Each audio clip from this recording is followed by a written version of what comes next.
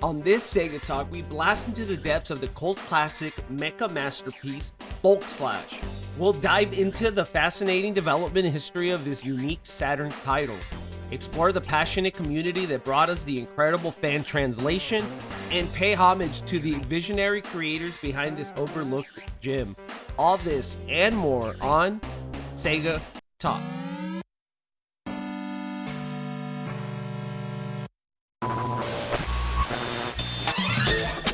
SegaBits presents Sega Talk, a podcast talking all things Sega! With your hosts, George and Barry. Look, it's a giant talking egg. I'm not talking to you. I'm talking to the master here. Say what?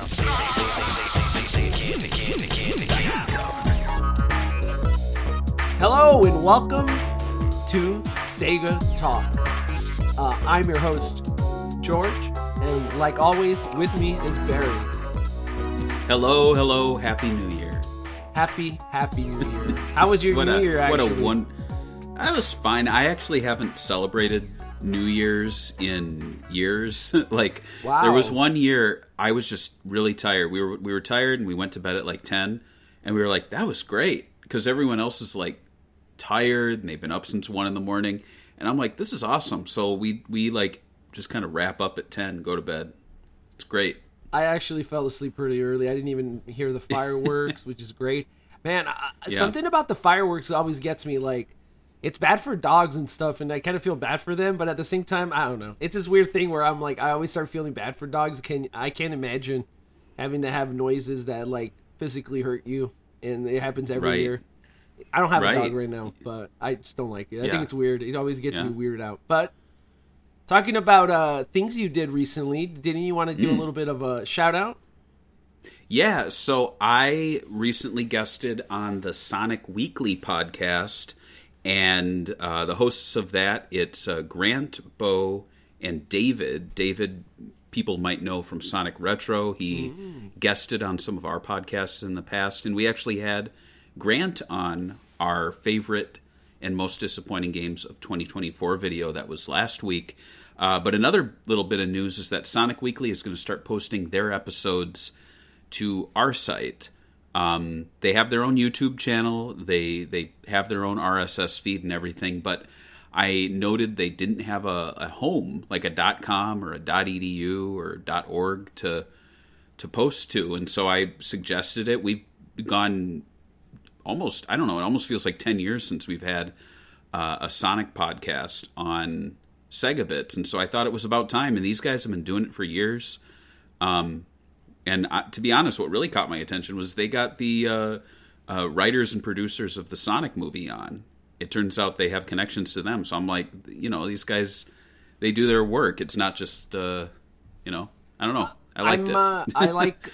They need to make those connections work, because I know they have connections, and it would be nice to see them have a platform where they could discuss the art of Sonic, which is very interesting, because they're like a Wikipedia, those guys, David especially. So yeah, and that's what I appreciated too. They're kind of like our peers.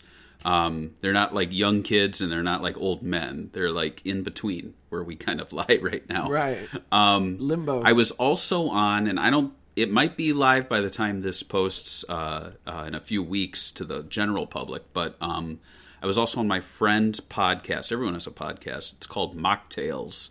Mocktails? Because his last name is Mocked, like M-A-C-H-T. Okay. So instead of cocktails, it's Mocktails. But he is friends with a Happy Meal toy designer. And so I was brought on because I actually bought this guy's work, or like scans of his work at a nearby shop. And just funny story is that like I showed it to him, and he's like, oh, I know that guy. And so we chatted, and there's a slight Sonic connection there. So people can check that out in a few weeks. I guess the spoiler alert is that his boss designed the Sonic 3 Happy Meal. So that's kind of cool. Yeah. I think we saw some docs of some of the toys. I don't know if it was those, but remember when we did the episode on Sega Talk of Happy Meal or fast food promotions with Sonic? Correct. Yeah, he worked. He didn't work on Sonic, but his team did, and his boss did. And he mentioned some that he worked on. He actually did a lot of the Disney Happy Meal toys. So he did the Mulan toys. Oh, nice. Szechuan sauce, you know that. Yeah. And he even right now he's doing Halloween decorations. So he did the Wednesday like Halloween decor that you see at like Lowe's and Home Depot and stuff. Oh, which really? is kind of wild. Yeah. Yeah. So he did the thing. The thing yeah. band. I was like, that show is crazy how popular it got. Kind of rebooted the franchise for them. But yeah, that's awesome. And you kind of, what was up with this, like going on a podcast tour randomly recently? It just like happened to happen at around this time. It's very rare that like you or I like guest on other shows. So I was like, oh wow, I'm really getting around. But if you like, I'm just going to go right into it. What we do, you can support us at patreon.com/segabits. We have a small but dedicated community. We want it to be bigger. Shout out to our, I'll call them producers, Daniel Andres and Zachary Ross. They're the ones that support us at the tiers that pick what we talk about. Lower tiers, you get the show 2 weeks early, sometimes like 2.5 weeks. It's great. So that's my plug, and this episode's a pick. So what are we talking about, George? You ever hear about a little game called Bulk Slash? I had to pause there because I keep on trying to say Border Break, and when I did research, I kept on putting Border Break. They're both mech games. They both start with B's. They're both 2 words. And we're talking about them very close together, and I feel like our pickers are doing this on purpose to screw me up. George, I have something to tell you. So this is my Jerry Springer moment for the show. I did the wrong game. Listen, I listened back. You said, what are we talking about next? I said Bulk Slash. And you went, oh, the AM2 arcade mech fighter. And I didn't know what Bulk Slash was. So I'm like, yeah. Man. So yeah, you did the notes, and then I sat down 2 weeks later, and I'm like, should I tell him? Nah, it's fine. We'll just push it back. Okay, so okay, so I get these 2 games confused, as you can tell by the names. I don't know what it is about these 2. I don't think it's ever happened to me, but it happened with this. So this is a 1997 Hudson Soft published game. So I guess we could just get right into it. But so, what's your history with this game? I'm assuming you never heard of it before.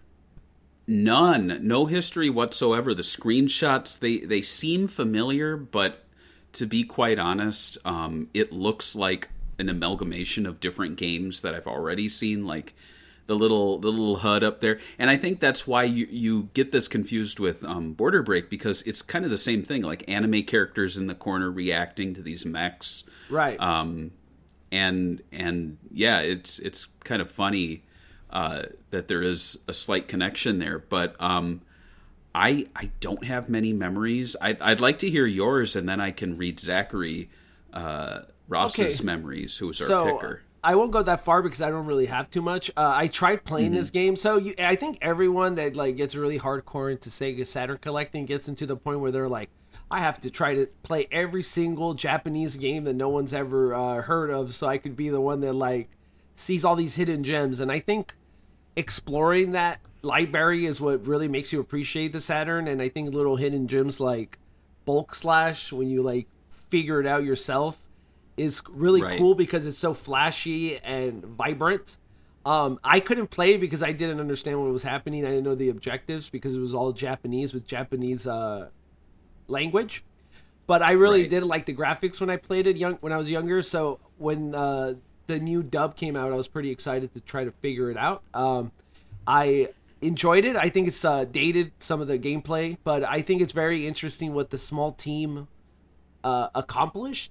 Because they kind of have a game that kind of competes in a way with a little bit higher than Sonic Team in the way that fact that it's actually 3D and you could actually move in 3D space compared to Knights, which was everything is polygon and compared. This has some pre-rendered stuff, but The other one's fully 3D, but it's in a 2D plane in a way for a lot of it. So they're kind of cheating in a way. So I do give them a lot of respect for that. But yeah, I don't have too much of a history, so we could hear our pickers. Yeah, so here's our pickers memory. So Zachary said, I picked up Bulk Slash on eBay around 12 years ago. I saw a screenshot of its gameplay online in a Sega Saturn retrospective article. The other screenshots were all from North American games, so it took a little Google diving to find out what Bulk Slash was.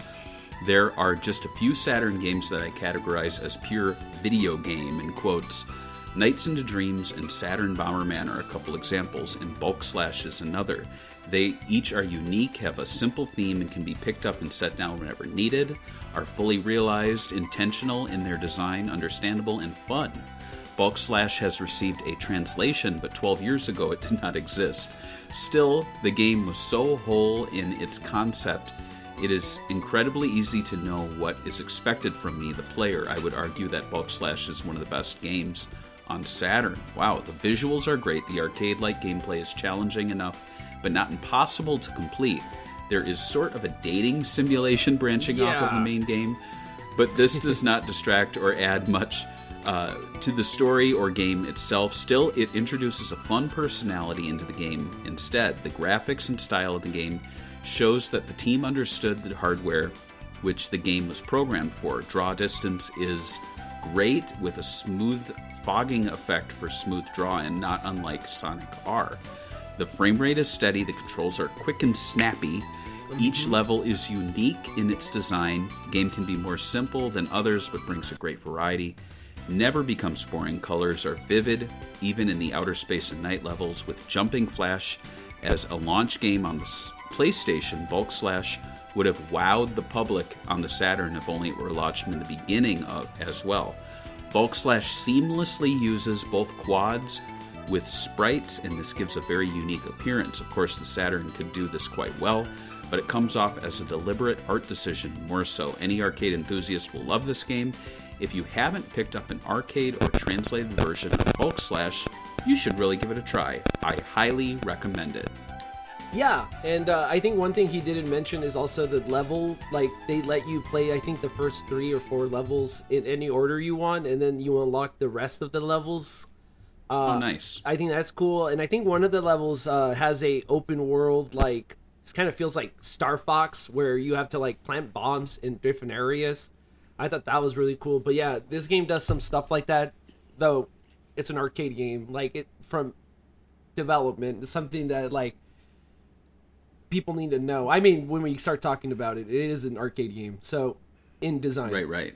So, Bulk Slash's development history isn't well covered because, well, the game isn't well known by mainstream press, especially when it was set to release. So let's talk about what we do know. The game was developed by Computer Artist Production, or CAP Production, we'll call them from now on, because that's kind of how they type it out. The studio was actually founded in 1993 and made up of Technosoft employees, a company that is now owned by SEGA, who made Thunder Force franchise, their most popular franchise, and was a contract developer for Hudson Soft, which they still share a relationship with. That's right, when Nintendo bought Hudson Soft in 2012, that meant Cat Production basically came along with them, and lately they've been doing all the Mario Party games as co-developers with Hudson Soft, so they've taken over that franchise, and that means they're joining the other Sega, ex-Sega studio, Camelot Soft, who is basically the Mario sports franchise person thing, or team. Interesting. So isn't it funny that they just buy these, like, Sega, or, I mean, I wouldn't say Cat Production was a Sega team, they were Hudson, but right. They bought Camelot, but they buy these, like, they literally bought Hudson Soft just to make Mario Party titles. Yeah.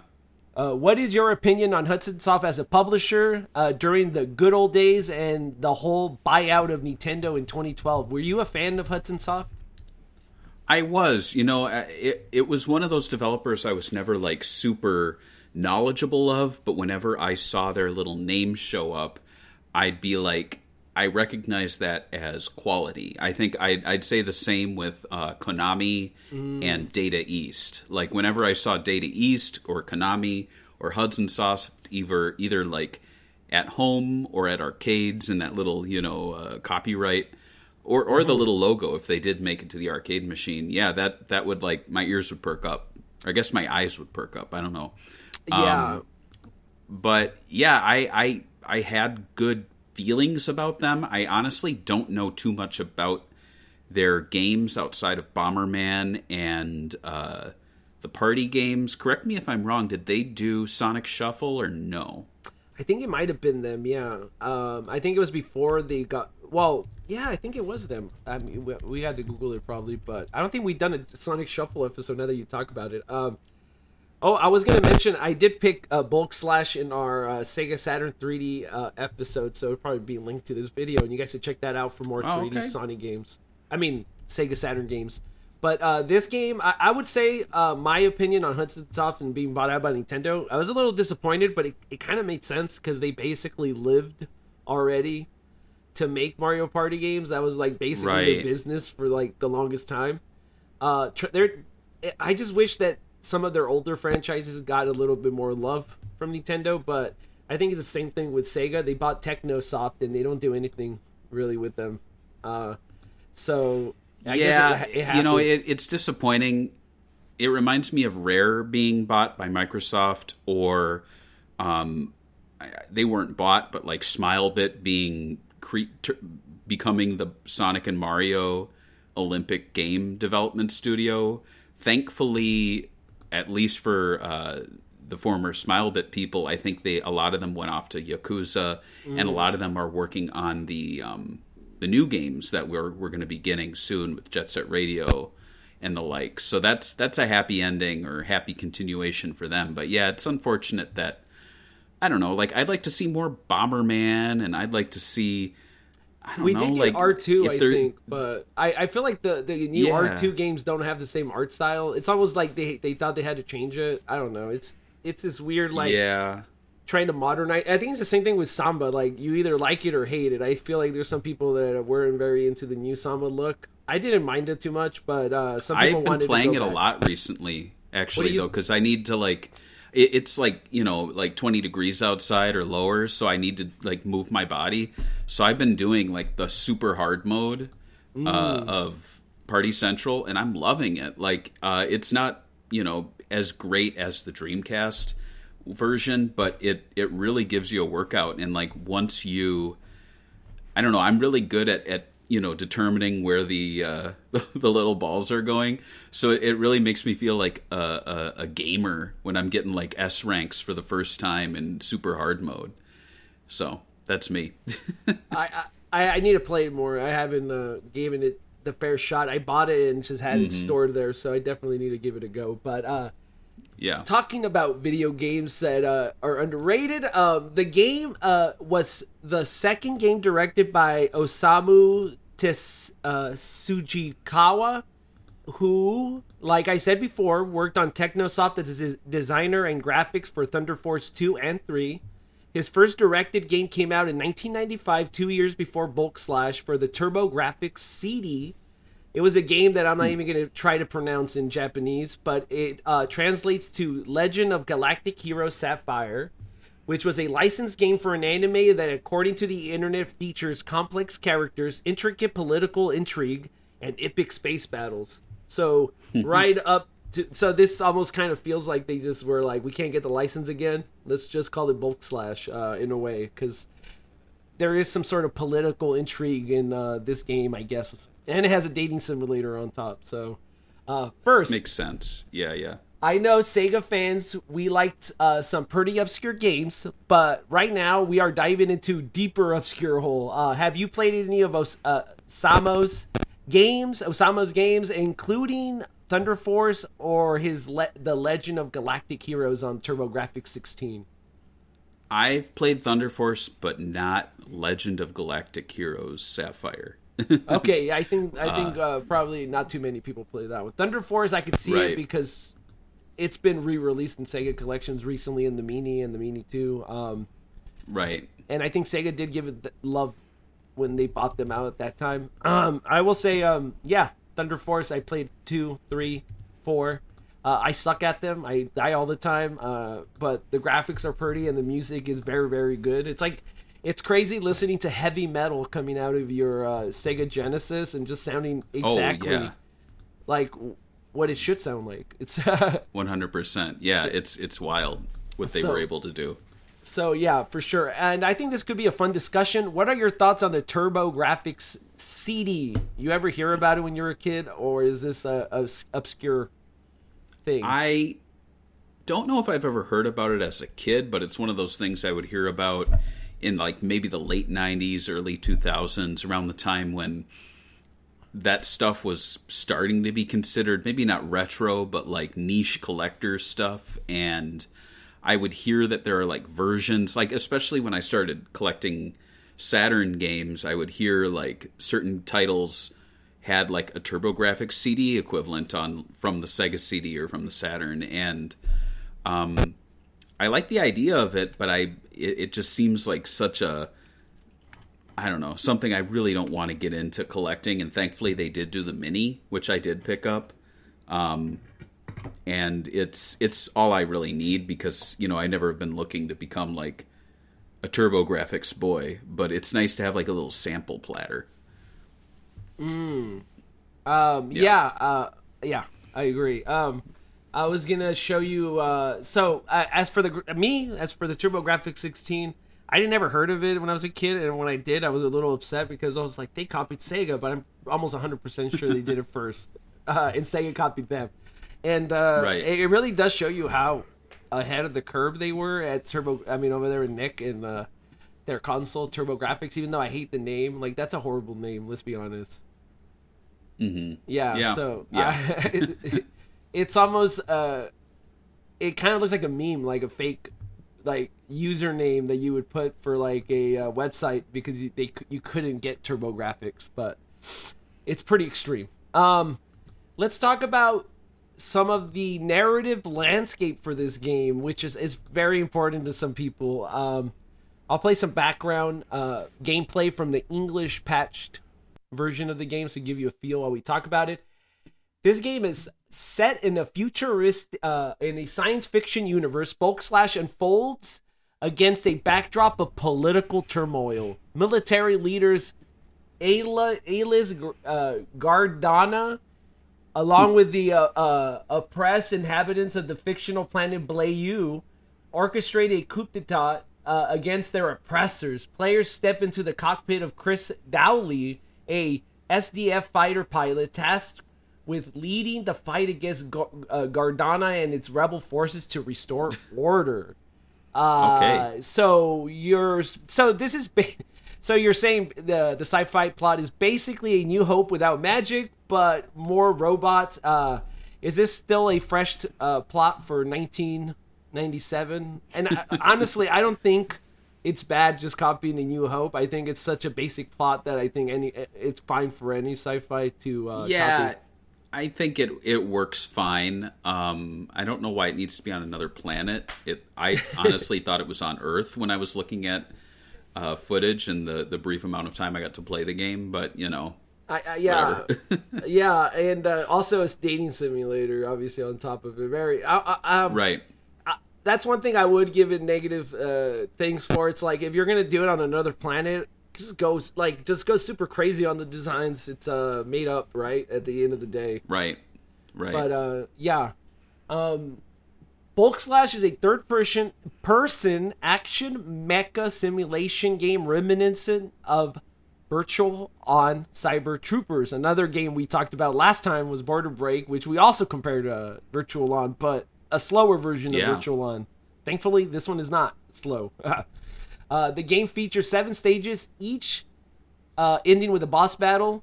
Gameplay involves tackling multiple objectives across each stage, and you like gather bombs, and you could also like rescue women that are attractive, which you're the guy, so it's not Japan, bad. You know.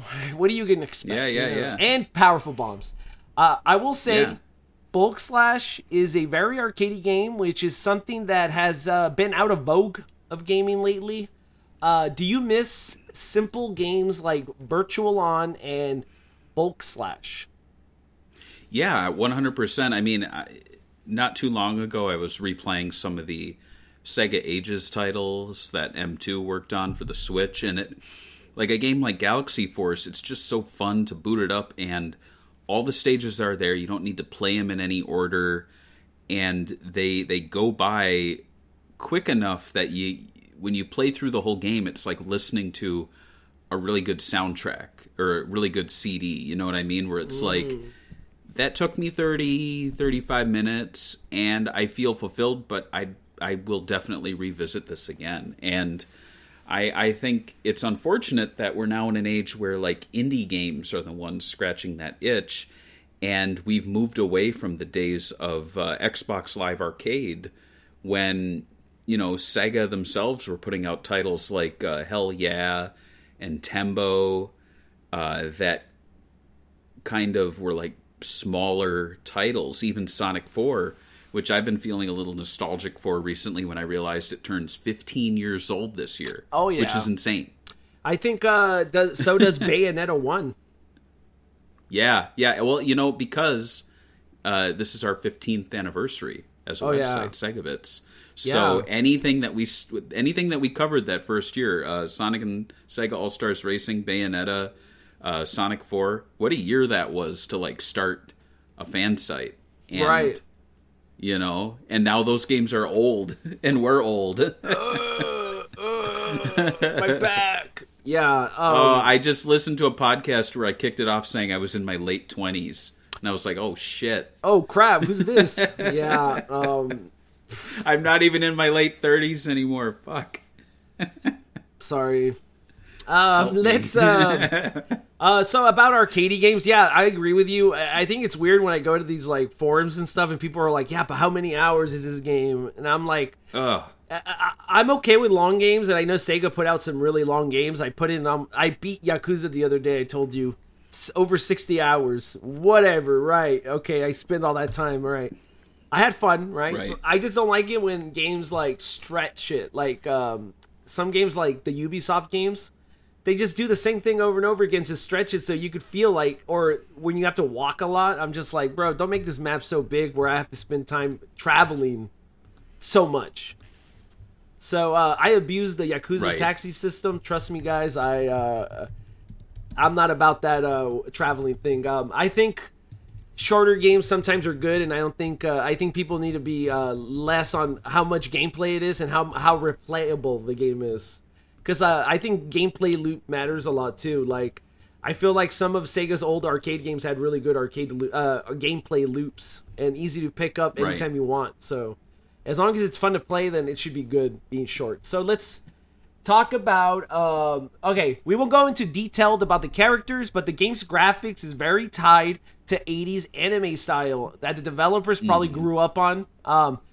Especially the super robot aesthetic popularized by Gundam, mixed with some 90s weeb waifu stuff. Like I told you, there's some dating stuff here. And obviously you could tell the girls are moaning and like screaming, and, you know, it's suggestive. That got a little tiring. Yeah, that's too much. I agree with you. I actually it's kind of cringy. I think it's some Japanese humor thing that I don't get, but... It was funny once, and I'm like, oh my god, they do this every time. Right. Yes, they do. Let's talk about some of the characters here. We're not going to go through every of them. We're just going to glance at them. So obviously, you're the guy up here with the brown hair, Cress. He's just a 19-year-old. And you notice teenagers, obviously. Typical Japanese game. Right. Any of them here that, like, I don't know, stand out to you? I think they all have a little, like, bio. It's very simple. There's nothing big. Right. Mrs. Savage is probably mine that I like the most, and obviously she's the oldest one at 22, so she's a senior citizen here. You know, honestly, some of them were giving me like Burning Rangers vibes. Yeah, I don't mind the design. I just don't like that they're like, oh, like every single time. It's like, what? They kind of give me. It reminds me of either Sakura Taisen or Burning Rangers, which is not a bad thing. I love both those games. But yeah, Kina is, I don't know, I feel like I'm going to get arrested. She looks like, when they put age question mark, I'm like, because you want to hide her age, don't you? And like how low resolution, like even Hardcore Gaming 101 had a hard time getting some of these graphics on here. I like Corin saying, "Oh my god." Oh yeah. Yeah. So I'm not going to repeat how she says it, but yeah. She says it in a suggestive way, sadly. But okay, a key feature in this game is called the Management Intelligence Support System, or MISS. Players recruit female navigators hidden throughout the stages. Again, why does it have to be female? I don't know. Each with unique abilities. These navigators gain experience points affecting the game's ending. That's right. The game has multiple endings, and the player can switch between the navigators during missions, so you can hear them do their cool sounds in the background. The developer even animated each ending with voices. I was gonna say we should take a look at them. It's 4 minutes, but I think the episode is already halfway, and we're not halfway done, so we don't have to watch them unless you want to watch them. Nah. Okay. I was going to say, because it's like, it spoils the ending, and they're pretty short. They're basically gags.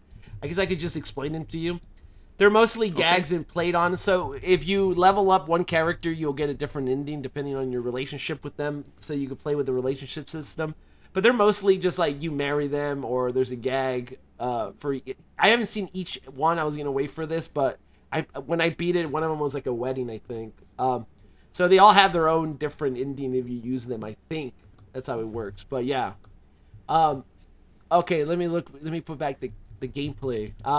Graphically, Bulk Slash is a beautiful artifact of its time. Low resolution textures blend with vibrant neon aesthetics, creating a distinctively Japanese sci-fi look. The synth-heavy soundtrack perfectly captures the game's energetic spirit. I will say that back in the day, this game's colors always gave me a Casino Sonic Team Knights vibe. Not as technically impressive, mostly because the mech you control is actually a pre-rendered in the style of Donkey Kong from the Super Nintendo. For the team and their size, that's a fantastic accomplishment, making an actual 3D game on Saturn hardware. But what's your opinion on the game's graphics?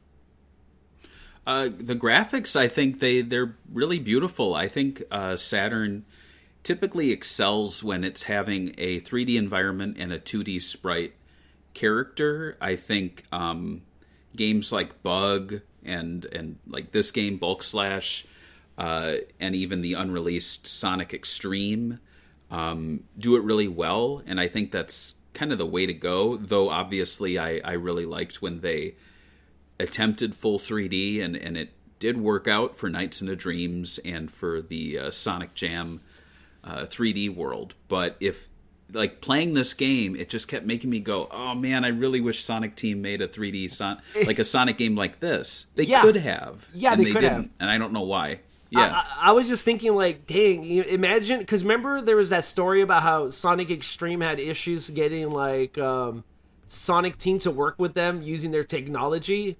Imagine if a team like this had access to that 3D technology the Knights had, and how it rendered it at high frame rate to help them get it off the ground and make an actual 3D mech game, fully 3D. It would have been crazy, but what ifs back in the day. Like, if they teamed up together, it would have been interesting to see the type of games they made together. But what if? So what's your take on pre-rendered graphics? Did you think back then, like, stuff? I guess the only other games that had pre-rendered graphics heavily on, like, in a heavy scale was like light gun games, early light gun games in the Saturn era, like those US games. Oh yeah, I mean, I didn't have a problem with them. I mean, like games where everything was pre-rendered, like there was Myst, a lot of them like back any then. D, I think yeah. They didn't bother me because they obviously designed the games to work in that style, so you still had full or partial movement, you know, going to the left or right or front or back. I didn't mind it, but obviously once games started to get to this level, I didn't really want to go back to it. Yeah. And so I think, though, it did not bother me at all that the characters were 2D. In fact, I didn't even really think of that at the time as, like, being a negative, or even I don't know, like, at the time we didn't really think of 2D and 3D graphics, at least in, like, the mid-90s. It was kind of like, oh, they like in the Toy Story game for Genesis, they were 3D graphics that they made 2D, but they looked 3D, so fine by me. Like, I'm not bothered, you know? Like, I'm not here to slap the hood of my Mega Drive or Genesis and be like, look what this baby's capable of, you know? Like, as long as it tricks me visually, then I'm great. And especially at, like, you know, you have to remember, like, the polygons that they were able to do at the time were pretty unimpressive. Like, remember what the humans looked like in Virtua Racing? Oof. They were beautiful. Yeah, man. so would you rather have, you know, Bug or Bulk Slash or even, like, Buzz and Woody in the Genesis Toy Story, or would you have one of those guys running around? Yeah, you know? I think there's limitations. Yeah. I agree. I think it's a good compromise for the team. I think it's fine. I think we're seeing it as a, like, 30 whatever years later. Right. What they did. And I guess it's easy to judge. But back then, like you said, every game had it or used it in some way, and we didn't even think of it. I was mind-blown that the Sega Genesis had Toy Story. I thought it was actually 3D. They tricked me when I was a kid. I was like, how does the Sega Genesis have PlayStation graphics? It doesn't make any sense. Right. I just assumed it was making 3D graphics, and I wasn't upset when they tricked me. I was like, well, they made it work, so who cares? Yeah, right. I agree. Exactly. Yeah. So the game has an awesome, very underrated soundtrack. I'm not kidding. If you don't play the game and are not planning to play the game, you should at least listen to the soundtrack and put it as part of your SOT playlist. Composer Takeshi Sato, sadly, it's hard to find information on this guy because my dude has the same name as an MMA fighter and also a, like, 80s Japanese wrestler. So you're not going to find anything of him, but I did find a Moby page showing all the soundtracks he worked on. You could go ahead and just, like, gander on it. Some of them are special things. I think the one I gave you has all of them, and I think he did Sakura Taisen soundtrack, Sega GT. So he's he's got some good stuff in here. I think F355 Challenge. Yep. Yeah. So Blood Will Tell, he did a lot of the early Sega stuff, early third-party Sega stuff. So cool for him. This soundtrack's cool.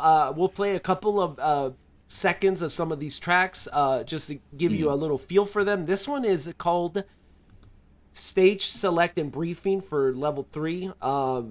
This one is the enhanced soundtrack put up by a fan for the English patch translation. I'm playing it now. So this one has a more funky feel. This seems like something that would be like in Toe Jam and Earl.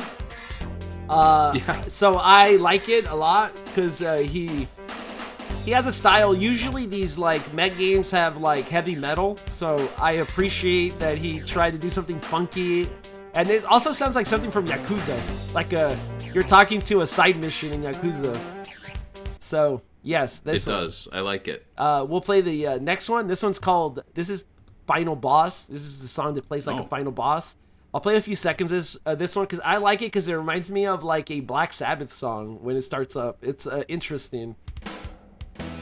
It has, like, a slow, like, riff that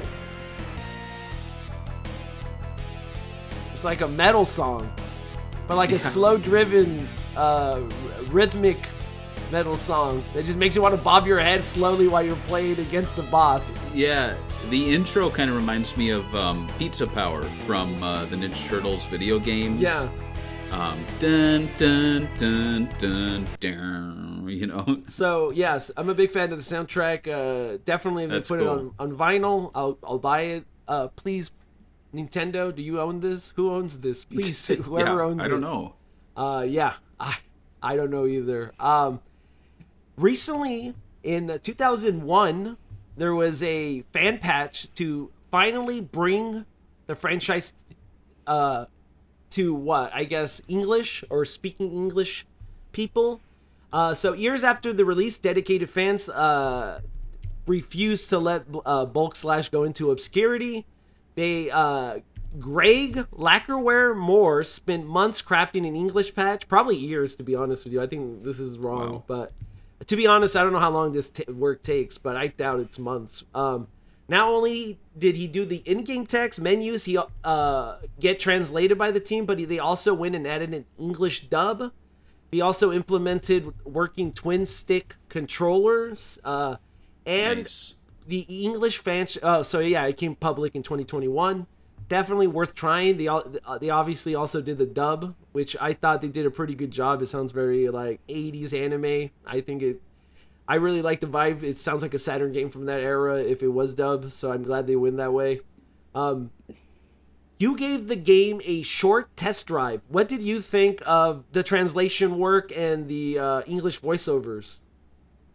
I mean, as a fan effort, good. Yeah.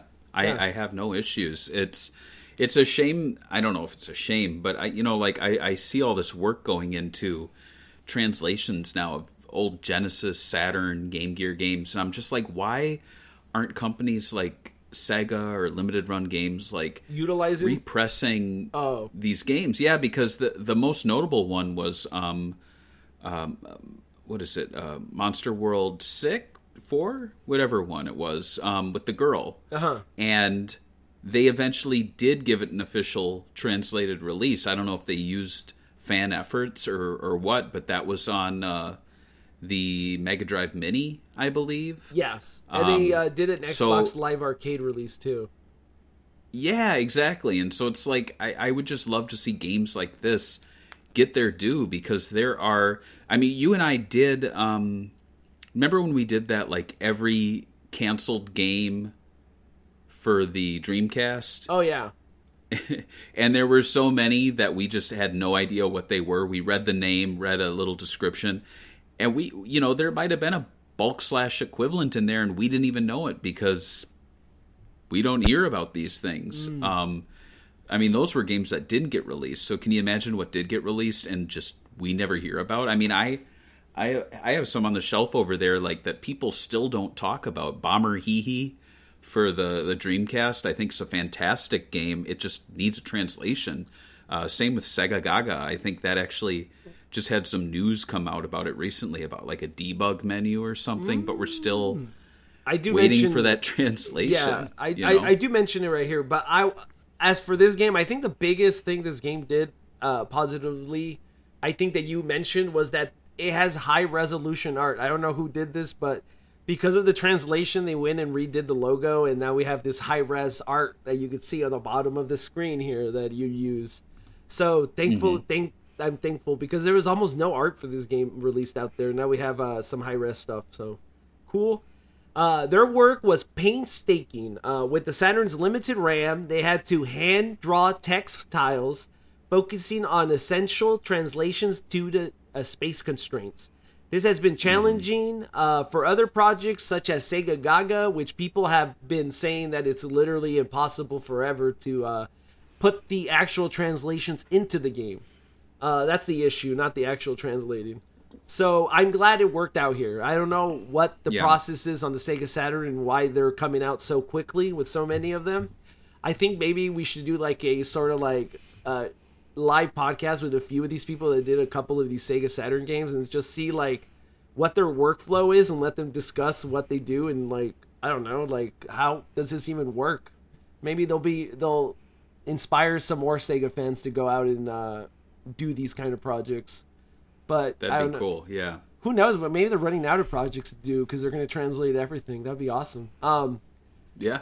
What is one fan mod or translated project released recently that got you pretty, I guess, excited, or it was one that you personally wanted and you're like, how did you know I wanted that? Why don't you answer first? Because Okay. there's one that I think I have in mind, but I got to look it up. Okay, so mine was just the Shimmy undub. I just really wanted to play it in Japanese with English text. I think they did it on the official one, but I know they did a Shimmy undubbed. I think they call it like the definitive edition, and it has like a lot more options. I think that's cool. They also put obviously the actual brand Coca-Cola stuff from Japan. Things like that. They also, I think they retranslated the whole thing to be more accurate to the Japanese one. So that's a cool project. That's something I always wanted when I had a Dreamcast. I was like, wait, I'm playing in Japan. Shouldn't I be playing it in Japanese? I always wanted to try it with subs. So it's cool. Right. Yeah. What's yours? So I think I found mine because I was like, this is not recent, is it? And so what it was there was a fan translation of the Rent-A-Hero #1, but for Dreamcast, because that was translated for Xbox, but not for Dreamcast. And that was 2023, which is, a few years ago. I think mine but was still, 2020, so I think that's good. Mine's not that recent then. Yeah. And so now I just have to like remind myself how to put that on a disc and play it, because I have always been a big fan of Rent-A-Hero #1. I love the idea of RPGs taking place in like present day. I think that's really cool with like goofy little quirks, and I like too that it's a Dreamcast remake of a Mega Drive game, not like a sequel, but like kind of the same concept in 3D, and it has Sega Sanshiro and all that. So that's something I need to revisit, is the Dreamcast one, because I did the first and only like repro cart I ever bought was just the standalone cartridge of the fan translated Mega Drive version of Rent-A-Hero, and it had battery backup on the thing. And I mean, obviously now I have the EverDrive, but it's still fun to have A physical. that game physically. Yeah, exactly, with the backup. What about the Ghostbusters one? I thought you were going to say the Ghostbusters one. That was more. Yeah, that was a mod. Yeah, they added Winston. That was really cool. If I had to pick mod, I'd say that one. Yeah. If I had to say translation, it would be Rent-A-Hero. But yeah, the Ghostbusters one was really cool. But I just played, and I need to play more of it, the Star Wars Holiday Special on Genesis. That's really impressive. They do like full screen grabs from the special of like the actors, and it's like Luke's story during that special. Like, what's Luke up to when the cameras aren't on him? And it's like he had a big adventure, and it's really fun. I'd recommend that. And I know you saying you're going to burn the disc. I would suggest looking at, like, just get the GDEMU or whatever, the little thing that you can put the SD drive. Because I know. I know. And I will just say it's the easiest thing to put on, because it's like you literally take 2 screws off the CD drive and it like literally comes off like a console, like a cartridge. And then you just plop the other one in, and then it's the SD drive. I mean, it's just nice because like sometimes you're just testing things like, oh, this new translation. It's just nice to just be able to do it on a file. And then I have like a USB CD drive, DVD drive, but I always lose it, so it's annoying sometimes. So definitely a time saver, especially getting up and changing the disc. Oh, sometimes I just love being able to press a few buttons and changing a game instantly. It's cool. So lasting legacy. Okay, we usually do a like media thing with like promotion, but this game didn't have too much of a promotion. I did see a story about how it had a 30-second radio ad, which is going to be useless for us because it's going to be all Japanese. What do you think about it, like a radio ad for a video game? Pretty cool. I no graphics. I don't know how. I guess Shenmue could do one, because with the epic music and like it's not an RPG, it's not a movie, a brand new. But like, there's so few games that I can think of. Maybe The Last of Us could do it, where it's more like someone telling you about the story with the music. You need a really good story. You need good music. Because otherwise, like, what is it going to be like? Hello, general audience. Do you like the Miss system? Do you like, what do you, it's really hard to sell that to the average person without, like, talking shop, basically. And I think a lot of it, like, is seeing the action on screen. You're like, whoa, that looks like Sonic. Obviously, it's always running around, showing you the aesthetic. Right, like, if you just hear him on the radio going, whoa, what's going on here? You'll be like, I don't want to play this freaking game. What is this? Right, like video games, I wouldn't say they're niche anymore, but they definitely are still not mainstream to the point where anyone can check them out. It's still an active experience where you need to, like, know how to play the games. And then when you add that added element of removing the visuals, which is like the one selling point for video games, you're really only talking to the people that were probably already going to play the game anyway when you're on the radio. It's kind of funny. I think I hated one thing I hated when I was, like, doing a lot of driving when I used to work driving was listening to the radio and hearing the ads was just some of the worst ads I've ever heard in my entire life. And I feel like they've, like, just shifted those ads over to YouTube now. So you have to hear those what did you not like about them? Just, like, selling me, like, the most weirdest thing, like diapers, adult diapers on the radio. I'm like, wait, what? Is there, like, a big is there adults? Well, maybe it's truckers. Oh, yeah, I think maybe that's what... you know what? Maybe that's I'm probably wrong. what it was. Maybe I should have bought some. I would have saved some time. Anyway, yeah. Let's talk about the lasting legacy. So, today, Bulk Slash is spoken in hushed tones among retro gaming enthusiasts. It's more than just a game. It's a testament to the creativity and risk-taking of 90s game developers. Compared to Saturn classics like Panzer Dragoon and Burning Rangers, Bulk Slash holds its own. It's got a unique transformation system, compelling narrative, and distinctive aesthetic. And I made an AI write that one, as you could tell.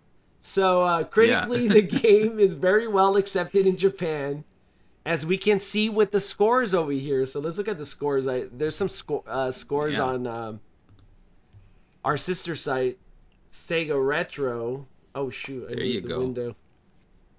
I see it. Yeah, it's beautiful. So green, lots of green. Famitsu is the one that gave it the lowest score, and I hear a lot of people say negative things about Famitsu usually in their reviews. So wrong side of history again, boys. What do you think about?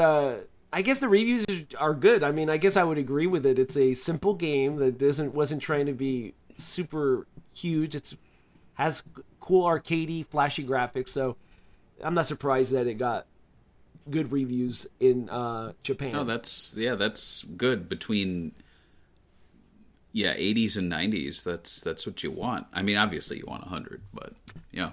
And that's all for my notes. So what are your closing thoughts on Bulk Slash?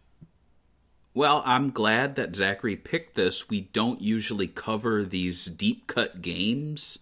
And I mean, they can't all be Sonics. They can't all be Sega GTs and Virtual-Ons and Virtual Fighters and all that. But it's cool that we're getting a deep cut Saturn title here. I'm glad that we got to talk about it, and I'm glad it kind of turned me onto this game, and now I want to check it out, Yeah. Do you have a Saru? Do you do that? I do the Saru. I have one. Like I said, I'm a big fan of these, like, not having to put the actual disc in. If I'm already going to burn the game, I might as well just save the steps and be able to, like, change. Because, like, I think the first thing we do when we get on we hook up our console sometimes, it's like, I want to try 5 different games. And so now you have to, like, stand up and burn them, and it's too much. So that's why I definitely... Saru's the way to go, in my opinion. I think they did a new update where you could finally, it fixed the memory management it used to have, because I think before it used to make every game its own memory card uniquely for each game. So you wouldn't be able to, like, change it with your, like, system memory. So if you had, like, an old save of Shining Force 3, you wouldn't be able to just play it. You have to start all over, which is lame. Right. So I haven't tried it, but because I haven't hooked it up in a while. But yeah.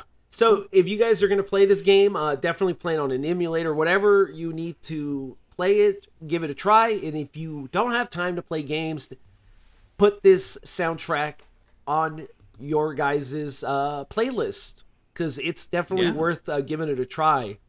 So any closing thoughts, or did I not post Bulk Slash on the thing? No, you did. Okay. We have a few Patreon memories here. So Tyler Olu said, I loved my time with this one, and given the nature of the game, one I'll be sure to come back to. Bulk Slash is such an interesting reminder of 1997's trio of 3D shooters, one for each home console, and each representing a unique take on one of gaming's oldest genres. Einhander, Star Fox 64, and Bulk Slash each approached the genre in their own way, with Bulk Slash being especially daring in its open levels and variety. Bulk Slash has it all. Great controls, bright colorful graphics, and fantastic music. Were it not for its status as a Japanese exclusive, we'd probably be seeing and hearing a lot more about it. Michael S. says, fun action game and great 3D visuals, robots and cool boss fights. Sadly, SEGA, for who knows why, didn't bring it to the US. I don't know, I played Hudson Soft, but yeah, SEGA maybe could have done something. Just stepped in for sure, because, I mean, it looks nice. They should have. It does. I doubt it would have changed how the Saturn fared in America, but this and several other titles, Radiant Silvergun, Lunar, Shining Force Part 1 and 2, several Capcom fighters, would have taken very little time to port over and possibly angered less fans while transitioning into the Dreamcast era. Extra points, as this is the only Saturn game my 6-year-old son shows any interest in, and he's spoiled by Goat Simulator and Minecraft. Ooh, Goat Simulator, yeah. It's all the flashy graphics. Great memories. It is, 100%. So yeah, that does it, but we will be back, and George, I'm gonna reveal the next episode that we are going to be covering. Are you ready to grab your sword and put on your armor? Yes, I am, sir. Are you a Knight of the Wind? I don't know what this game is. We're going to be talking about Sonic and the Black Knight, which I'm very excited about because I own it, and I rarely played it. If I maybe booted it up and played one level and turned it off. So I think I'm looking forward to talking about it. I think I actually reviewed this game a long time ago. You might when have. It came out. Yeah. Yeah. All right. We'll catch you guys next time on Sega Talk. Bye. Bye. Yeah, that